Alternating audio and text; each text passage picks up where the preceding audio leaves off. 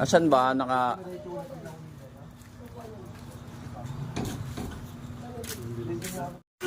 Andar ba? Naka side stand eh. Sabi ka dyan, ulo mo.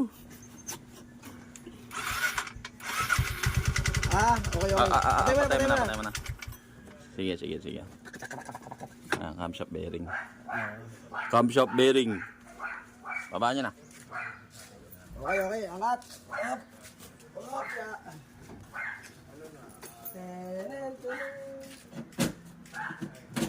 Pasyente.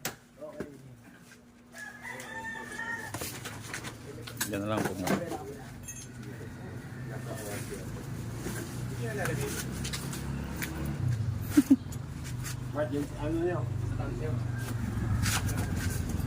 Sige.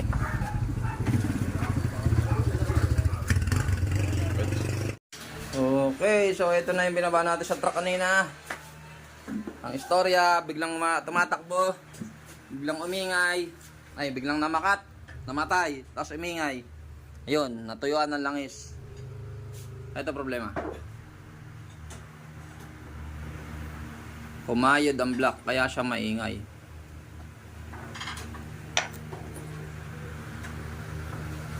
Yan. Diba? Mas madali magpalit ng langis kaysa magpalit ng block eh. Ayan na. Diba? Kayod na kayod, sobrang lalim. Kaya siya umingay. Pa-vlog natin para makita na may-ari. So, ang mangyayari dito, papalitan na po ito lahat. Meron tayong bagong block set. Kompleto yan, ng gasket hanggang pin, head gasket, base gasket, piston ring, black, brand new. Tapos, diretso na siya ng linis. Ito throttle body niya, lilinisin to. Ito na yung kanyang head. Ito na yung kanyang head. Ayan, sobrang linis na. Parang bago na yan. Oh. Pero luma lang yan. Tapos papalitan natin ng bagong valve seal. Para dito sa head.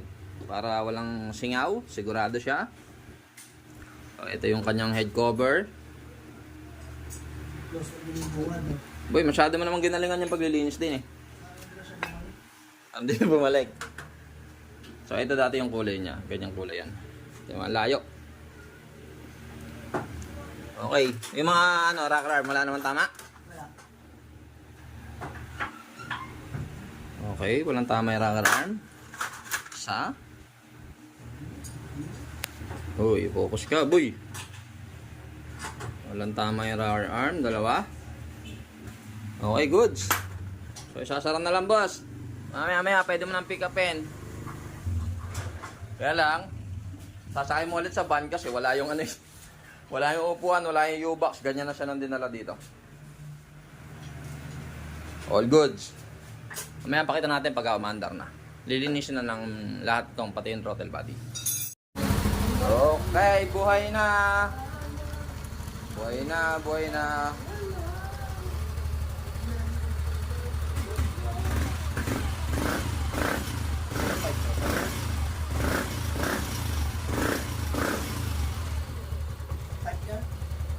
Okay. Goods.